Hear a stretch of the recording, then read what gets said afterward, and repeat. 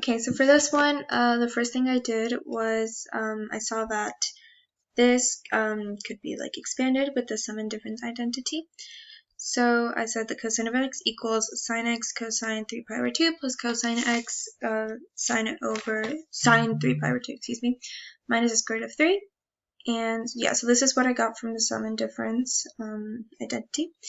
Then I saw that when I actually calculated like the cosine of 3 pi over 2 and the sine of 3 pi over 2, I saw that the cosine of 3 pi over 2 was 0, so when I multiplied that by sine of x, it would just be 0, so I canceled that out. And I saw that the sine of 3 pi over 2 was negative 1, so when I multiplied it with cosine of x, it just made negative cosine of x. And we still had this minus negative square root of 3 left over. So then I added this cosine of x to this side, and I got 2 cosine of x. And since we still had this left over, I just divided by 2. And I was left with cosine of x equals negative square root of 3 over 2. And so then, since we were being asked if this was true, I just tried to find out what the cosine of these two angles was. So I plotted it here. This is 5 pi over 6, and this is 7 pi over 6, and I listed it. And I saw that the cosines were negative 3 pi. I don't know why I keep saying that. Negative square root of 3 over 2.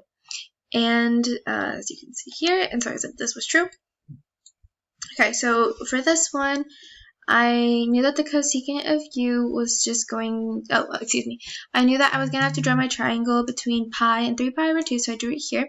I knew that the cosecant of u was going to be opposite over, hypotenuse over opposite. So I did the hypotenuse as 13, the opposite as negative 5, and then I used the Pythagorean theorem to calculate b. Since it was going to the left, I made it negative. And then down here, I used the double angle identity, I forgot the name, to write this. And basically, I just did 2 tangent, and then I got the values of tangent from over here, as it's opposite over adjacent. And then here I just squared it, and I multiplied this out, so this ended up being positive, since it was a negative on the bottom and on the top. And then I just multiplied this by this, so it was 10 over 12. And then I did 1 minus 25 over 144, which was just 144 over 144 minus 25 over 144, and I got this. Then I just wrote it out like this, and then I switched it and just divided it. Then I got that this would cancel out as 1 and 12. Then I just was left with 10 times 12 over 119. So this was true.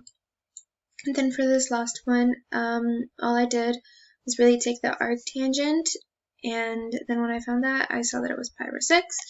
Then I saw that it was really in a periodical way. And so I just added plus pi k and defined k. And then I divided by 3, so I divided pi over 6 by 3, and then divided my period, by 3. And I listed out all the possible solutions, and since this was saying that these were the solutions and not all of these, then I knew that this was false, since they had listed out all solutions, not just 2, so I said it was false.